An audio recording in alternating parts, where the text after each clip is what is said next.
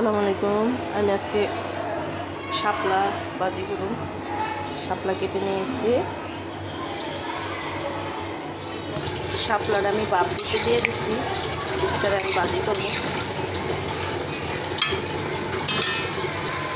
আমি এটার ভাপটা নিচ্ছি, এখন আমি এটার নামিয়ে ফেলবো, এখন বাগার দিয়ে দেবো। কালারটা কেটে নিয়েছি, কড়াইতে তেল দিয়েছি, এখন মরিচ দিলাম। মরিচটা এসে এখন আমি